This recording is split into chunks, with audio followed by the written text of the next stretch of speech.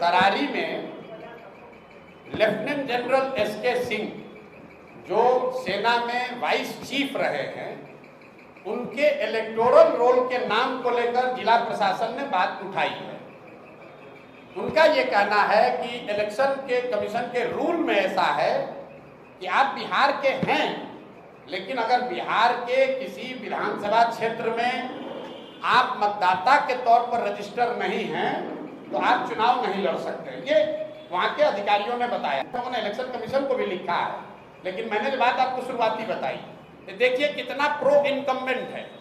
जो लड़का करण तरारी का देश का वाइस चीफ बना आर्मी का, जो सेना को लीड किया सियाचिन में, जो सेना को लीड किया ऑपरेशन पराक्रम में, उस आदमी को वो अपना इलेक्ट्रिसिटी बिल है, उसका जमीन है, घर है तरारी में, लेकिन एक रूल बनाकर कह रहे हैं कि नहीं, इनको चुनाव नहीं लड़ने दिया जाएगा क्योंकि तरारी के इनका वोटर लिस्ट में इनका नाम नहीं है।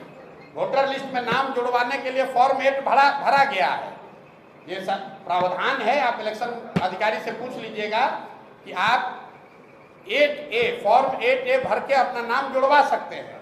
नोएडा से जहां उनका नाम इलेक्टोरल रोल में है, वहां के डीएम ने नोटिफाइड करके जारी किया है कि यहाँ पर इलेक्टोरल रोल में ये है। जनरल साहब की पत्नी की डेथ हुई है 2020 में।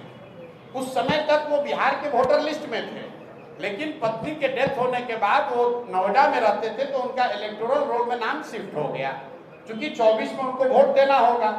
अब इसी को आधार बनाकर जिला प्रशासन या इलेक्शन के लोग उनको लड़ने से रोकना चाहते हैं। उसको देखा जाएगा, लेकिन इस तरह की चीज तो लोकतंत्र में आती ही रहेगी। आप व्यवस्था के सामने खड़े होइएगा तो जो वहाँ बालू माफिया है, जो हजारों करोड़ रुपया लूट रहा है, वो इतना आसानी से थोड़ी छोड़ेगा।